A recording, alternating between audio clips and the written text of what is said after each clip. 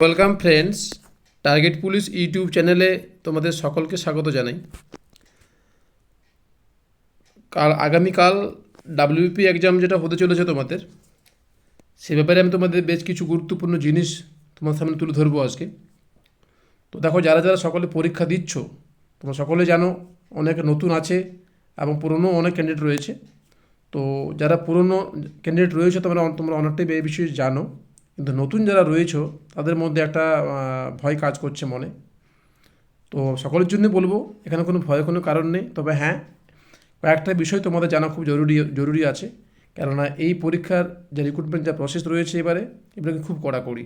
তো তোমরা কী করবে, তোমাদের কী করা উচিত, বায়োমেট্রিক যে ব্যাপারটা রয়েছে সেখানে কেমনভাবে জিনিসটা হবে, বায়োমেট্রিক ম্যাচ না হলে ডিজিটাল অ্যাটেন্ডেন্স কীভাবে হবে, যাদের ম্যাচ হবে না তারা কি পরীক্ষা দিতে পারবে, এই সমস্ত বিষয়গুলো তোমাদের আমি ভিডিওর মাধ্যমে ক্লিয়ার করার চেষ্টা করব।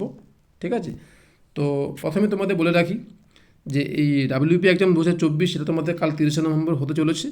সেই পরীক্ষাতে কিন্তু কী কী ইনস্ট্রাকশন রয়েছে সেই ইনস্ট্রাকশন তোমাদের একটু বুঝিয়ে দেবো। এবং অনেকে আমাকে এমনি পার্সোনালি হোয়াটসঅ্যাপ করে জানতে চাইছো কিছু কিছু প্রশ্ন। তো আমি ভাবলাম যে এইভাবে ইন্ডিভিজুয়ালি অ্যান্সার না দিয়ে একটা ছোট্ট ভিডিওর মাধ্যমে তোমরা যদি বলে দিই তাহলে সকলে ব্যাপারটা জানতে পারবে। তো চলো, ইনস্ট্রাকশন কী আছে তোমাদের আবার ভালো করে দেখে ব্যাপারটা বুঝিয়ে দিই। তাহলে কালকে তোমাদের 30 নভেম্বর যে পরীক্ষাটা হচ্ছে, দেখো তোমরা দেখতে পাচ্ছ এখানে তোমাদের পরীক্ষা কিন্তু 1 ঘন্টা হচ্ছে, তুমি সকলেই জানো। তবুও বা বলে দিলাম 12টা থেকে 1টা অবধি পরীক্ষাটা হবে। কিন্তু সেটা বিষয় নয়, বিষয় হচ্ছে যে তোমাদের রিপোর্টিং টাইম কখন করতে হবে এবং তোমাদের লাস্ট এন্ট্রি কখন হবে, সমস্ত বিষয় কিন্তু এখানে পরিষ্কার উল্লেখ করা আছে। কারণ কি, সময়টা বেশি রাখা হয়েছে কারণ অনেকগুলো জিনিস কিন্তু এখানে হবে। কারণ এবারে তোমাদের যে স্ট্রিক্টলিভাবে কিন্তু জিনিসটা দেখা হচ্ছে, কারণ কি অনেক কিছু অচিন্তে ঘটে গেছে সেই জন্য। তো যাই হোক, তোমাদের রিপোর্টিং টাইম কিন্তু রাখা হয়েছে 8টার সময়। তো তোমরা যারা যারা পরীক্ষার্থী, যারা কালকে পরীক্ষা দিতে আসছো, তোমরা অবশ্যই চেষ্টা করবে 8টার আগেই বা 8টা অবধি পরীক্ষার ভেন্যু, যারা যার যেখানে পরীক্ষার ভেন্যু রয়েছে সেখানে পৌঁছে যাওয়ার। ঠিক আছে? কেননা 8টা থেকে তোমাদের ভিতরে ঢুকতে দেবে। তুমি 7টার মধ্যে পৌঁছে যাও, তোমার কিন্তু সেখানে ঢুকতে দেবে না। তোমার কিন্তু 8টা বেজে গেলে ঢুকতে দেবে ভিতরে। এরপর তোমাদের লাস্ট এন্ট্রি বলছে 10টা 30 AM, অর্থাৎ সকাল 10:30টার মধ্যে, 10:30টার পরে কিন্তু কাউকে কিন্তু অ্যালাউ করবে না ভিতরে।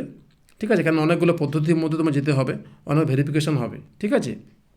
এরপর দেখো তোমাদের 2 নম্বর পয়েন্টটা, তোমরা 1 নম্বরটা জানো কি বলছে, no candidate shall be allowed into exam venue hall without a copy of the downloaded admit card with the QR code. তো কিউআর কোডটা যেন পরিষ্কার থাকে, তোমরা কালার প্রিন্ট করে সকলে নিয়ে যাবে।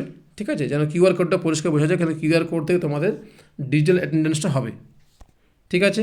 এবার 2 নম্বর পয়েন্টটা দেখো, candidates must bring his or her original Aadhaar card. এটা কিন্তু এবারে সম্পূর্ণ নতুন। ঠিক আছে? এখানে কিন্তু অরিজিনাল আধার কার্ড সবাইকে নিয়ে যেতে হবে। তাহলে ব্যাপার প্রথমে কী হয়ে গেল, তোমাদের যেটা অ্যাডমিট কার্ড তোমরা ডাউনলোড করেছো সেটা কিন্তু কালার প্রিন্ট করে নিয়ে সবাই নিয়ে যাবে।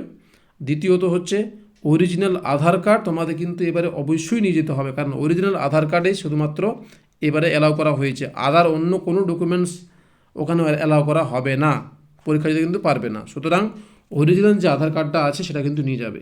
এবং তোমরা অনেকে জানতে চাইছিলে, আমাকে পার্সোনালি হোয়াটসঅ্যাপ করছিলে যে স্যার ই আধারে কী হবে।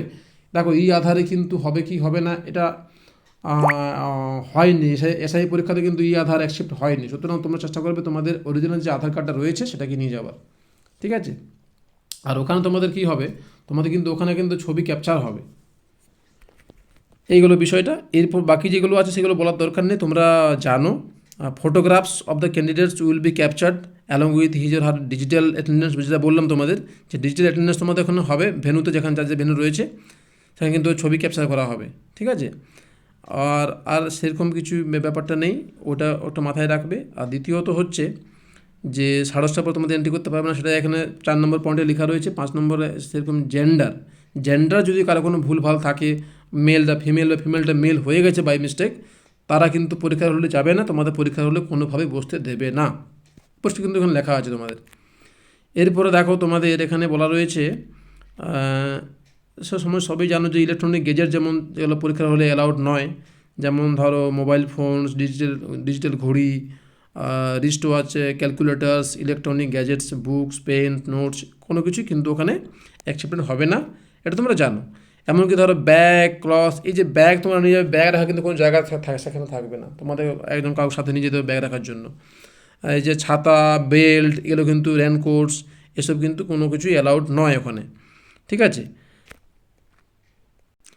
আর তোমাদের যে কলমের যে ব্যাপারটা, তোমরা কোন কলমে লিখবে ওখানে, তো ব্ল্যাক বল পেন কিন্তু তোমাকে পিআরবি থেকে ওখান থেকে দেওয়া হবে, মানে যেখানে যা যা ভেন্যু পড়ছে ভেন্যু থেকে কিন্তু সাপ্লাই করা হবে ব্ল্যাক বল পেন। সুতরাং বাইরে থেকে কোনো কিছুই অ্যালাউড হবে না। এবং মহিলাদের ক্ষেত্রে বলি, তোমাদের যারা যারা এই পরীক্ষাটা দিচ্ছ, যে যারা লেডি আছো, তো তোমাদের বলবো যে তোমরা যে সমস্ত গয়নাগুলো ব্যবহার করো সেগুলো কিন্তু না নিয়ে যাই বেটার, কারণ কি এরকম এর আগে কিন্তু ঝামেলা হয়েছে।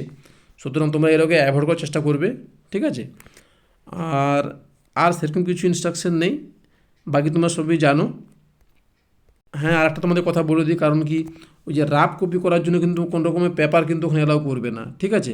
এমনকি অনেকে আমার জিজ্ঞেস করছে স্যার বুট পরে যাবো কি না, তো বুট দেখো ওখানে বুট সাধারণ জুতো পরে যাওয়াই ভালো, কারণ কি বুটে অনেক বড় মোটা সোলের জুতো কিন্তু অ্যালাউ করবে না, ঠিক আছে। এ নিয়ে কিন্তু আগে অনেক ঝামেলা হয়েছিল। সুতরাং এগুলো তোমরা যদি ফলো করো ঠিকঠাক করে, অসুবিধা হবে না, তোমার পরীক্ষা যেতে পারবে, ঠিক আছে। তো এই ছিল তোমাদের ইনস্ট্রাকশনটা বললাম। এবং যারা যারা কালকে পরীক্ষা দিচ্ছ, নতুন পুরাতন সকলকেই বেস্ট অফ লাক থাকছে। সকলে পরীক্ষা ভালোভাবে দেবে, তাড়াহুড়ো কোনো ব্যাপার নেই, 1 ঘন্টার পরীক্ষার প্রিলিমস এক্সামিনেশন, ঠিক আছে। সুতরাং যেগুলো বললাম সেগুলো একটু খেয়াল রেখো। আর কালকে পরীক্ষা হওয়ার পর আমি তোমাদের আসবো, কোশ্চেনের প্যাটার্ন কী ব্যাপার আছে সেগুলো নিয়ে আলোচনা করবো, কোশ্চেনের আমি অ্যান্সার কী তোমাদের দেবো। মোটামুটি তোমরা এবার থেকে ভিডিও পাবে, তোমাদের আমি আপডেটগুলো দেবো, যেমন আমি 2023 সালের রিক্রুটমেন্টে যেটা করেছিলাম, ঠিক আছে। তো যাই হোক, ঠিক আছে, সকলে ভালোভাবে পরীক্ষা দিও, টাইমলি সবাই পৌঁছে যাবে তোমাদের ভেন্যুতে, যা যা ভেন্যু আছে। চলো ভিডিও এখন শেষ করলাম, আমি আবার দেখা হচ্ছে কালকে আবার নতুন ভিডিও নিয়ে। ধন্যবাদ।